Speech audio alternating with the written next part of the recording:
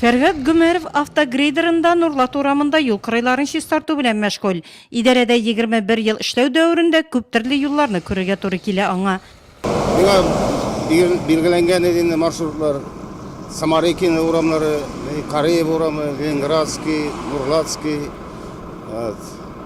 Объездные, ана шул юлларны карлар чистартырга инде. Быел кар әләне күп тигәләр. Тырышабыз инде, эшлибез.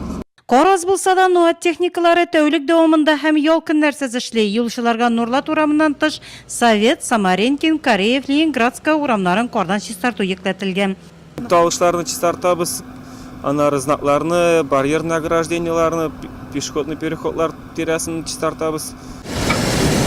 Шулай ук НУАТ техникалары регионал трассаларда да эшли. Катнаш юл техникасында эшләүче Ирек Насибуллин юл кырыйларын кардан чистартып, шул ук вакытта бозлаулыкка каршы ком-тоз катнашмасын сибеп бара. Анысы техникага 12 тонна сыя. Бер көндә аңа 80 километрдан артык юл үтәргә туры килә. Эш күләме һава торышына бәйле. Ана 10 тонна кызасы, шул 70 мең квадратка инде. Расчеттан инде былай сибәргә инде. Былай сибәйин шул погода буенча инде. Чтобы гел юл ачылып торсын. Ушымаларыбызны асана инде песок белән тыз, монда шкәбер белән ясалар. Хәзерге көнгә без 2000 тыз хәстәрләдек, 1200 ПСС, ул песчаный соляный смесь. Тугыз КДМ безнең хәзерге көнгә бар.